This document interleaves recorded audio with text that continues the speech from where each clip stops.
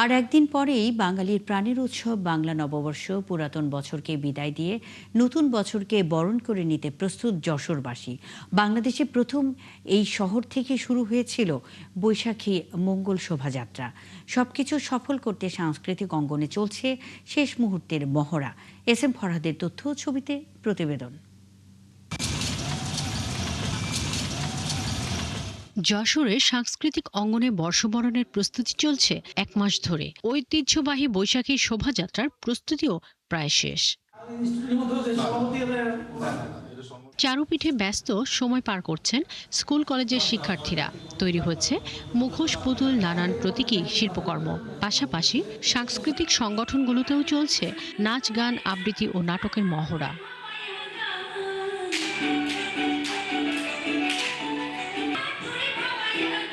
নিত্য নতুনের অমৃতধারা এই থিমকে নিয়ে আমরা কাজ করছি। মোরগের ডাক শুনে ঘুম ভাঙি, সে মোরগ থাকবে, সাথে শিয়াল থাকবে, তার পাশাপাশি থাকবে সারা বিশ্ব যুদ্ধ উন্মাদনার মধ্যে আছে আমাদের শান্তির কপোত আমরা বৃহৎ আকৃতির করছি, যেটার মাধ্যমে সারা বিশ্বের শান্তি কামনা করব আমরা।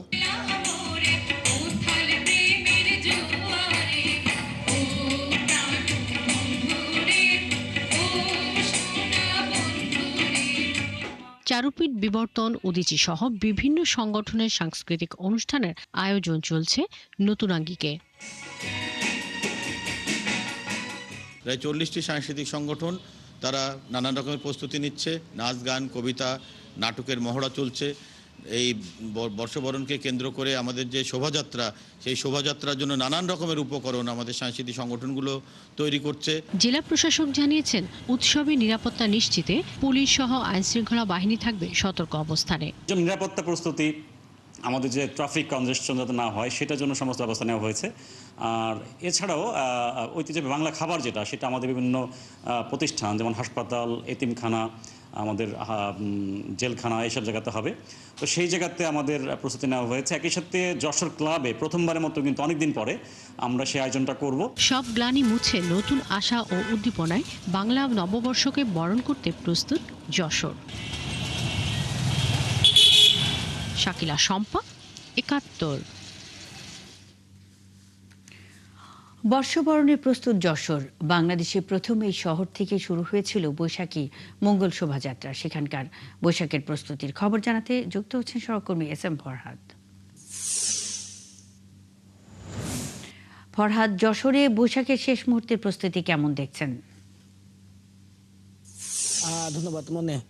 আপনি জানেন যে যশোরে যে পহেলা বৈশাখ, এই যে পহেলা বৈশাখের প্রস্তুতিটা কিন্তু মূলত গত এক মাস ধরে তারা প্রস্তুতি নিয়েছে এবং এই মুহূর্তে শেষ মুহূর্তের প্রস্তুতি। আপনি জানেন যে যশোরকে আসলে সাংস্কৃতিক রাজধানী বলা হয়। এখানে প্রায় 40টা সাংস্কৃতিক সংগঠন তারা আগামীকাল বছরের পহেলা বৈশাখের প্রথম দিনে যশোরের বিভিন্ন প্রান্তে, শহরের বিভিন্ন স্কুল কলেজে তারা প্রোগ্রাম করবে। মূলত আমি এই মুহূর্তে যেখানে দাঁড়িয়ে আছি, যশোর পৌর পার্কে, এখানে উদীচী তাদের অনুষ্ঠান করে, অর্থাৎ তারা 6টা 31 তাদের অনুষ্ঠান শুরু করে। আপনি জানেন যে মঙ্গল শোভাযাত্রা বা আনন্দ শোভাযাত্রা আমরা যেটাই বলি না কেন, সর্বপ্রথম 1985 সালে যশোর থেকে শুরু হয়। এরপরে মূলত এটি সারা দেশে ছড়িয়ে পড়ে।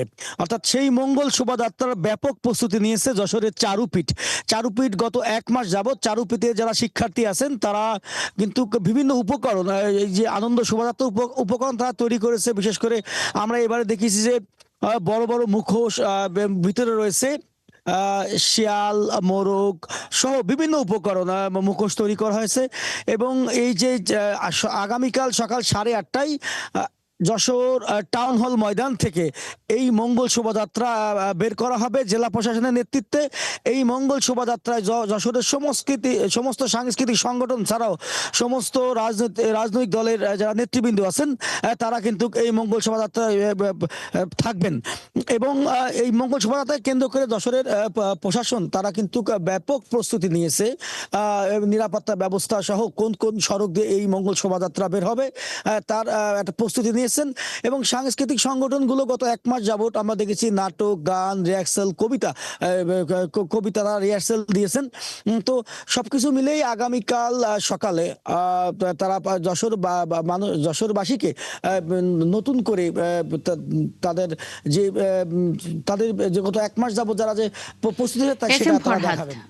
আপনি আছেন, খবর রাখতে থাকুন। অসংখ্য ধন্যবাদ যুক্ত এই তথ্য জানাবার জন্য। যশোরে বৈশাখ উদযাপনের শেষ মুহূর্তে প্রস্তুতির খবরাখবর নিয়ে এস এম ফরহাদ যুক্ত ছিলেন।